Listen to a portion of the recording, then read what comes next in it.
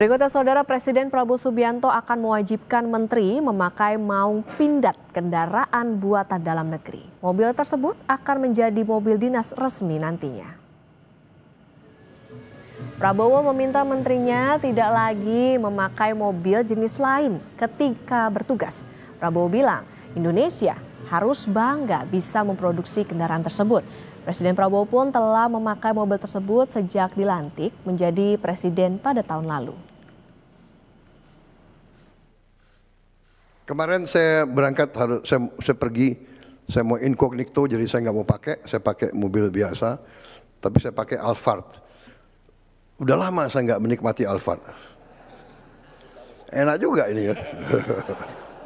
Tapi, Prabowo, ingat, kamu presiden di Indonesia, harus beri contoh. Ya sudah, pakai maung terus.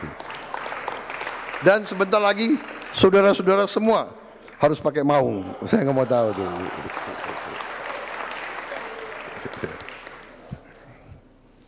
Yang mobil-mobil bagus pakai kalau libur saja.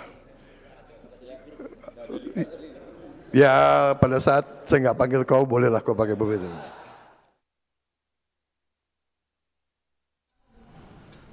Menteri Keuangan Purbaya-Yudi Sadewa memastikan kesiapan anggaran untuk mengganti seluruh mobil menteri dengan maung sebagai kendaraan dinas pejabat negara. Ia belum bisa memastikan kapan bisa mulai menggunakan maung sebagai kendaraan dinas sebab masih menunggu kesiapan industrinya. Tahunnya harusnya ada, cuman kan rupanya kapasitasnya belum cukup, jadi dibalikan tahun ini. Tahun depan saya nggak tahu seperti apa kesiapan industrinya, pindadnya. Kalau siap ya ada uangnya. Tapi kalau kapan itu kira-kira Pak? Untuk tergantung industrinya. Kalau saya kan targetin uang aja, uangnya ada. Nanti kalau saya masuk ke industri dibilang ikut campur. Tapi kita siap. Ya. Nah, Saudara, pro dan kontra muncul di masyarakat terkait rencana tersebut. Ada masyarakat yang optimistis bahwa Indonesia dapat maju dalam hal otomotif, namun di sisi lain, masyarakat meminta pemerintah perlu memperhatikan urgensi dan tata kelolanya. Ada sisi positifnya karena ini untuk ekonomi negaranya juga akan berkembang ya, karena kita kan masih negara yang ya dari penjajahan Belanda ini masih benar-benar berkembang, dan untuk produksi mobil sendiri juga ya sebagai warga negara Indonesia saya juga bangga sih ada kayak nama untuk dari Indonesia tuh bisa produksi mobil sendiri. Menurut saya optimis, mungkin ini bisa jadi langkah besar untuk Indonesia juga ya. Mungkin bisa dipertimbangkan lagi kayak sourcingnya, apalagi kalau mobil listrik, bagaimana cara resource ekosistemnya dan lain-lain. Menurut saya bisa-bisa aja sih. Tapi gimana urgensi itu diletakkan?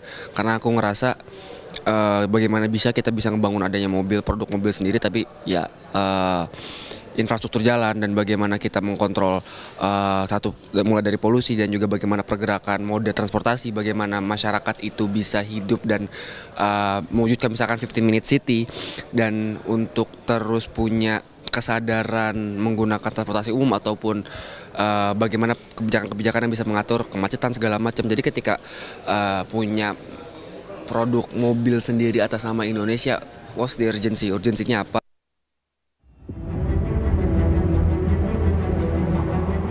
Indonesia akan memproduksi mobil buatan anak negeri dalam 3 tahun. Inilah target Prabowo yang disampaikan dalam sidang Kabinet Paripurna di Istana Negara tepat setahun pemerintahannya pada 20 Oktober lalu. Prabowo bilang anggaran dan lokasi pabrik sudah siap.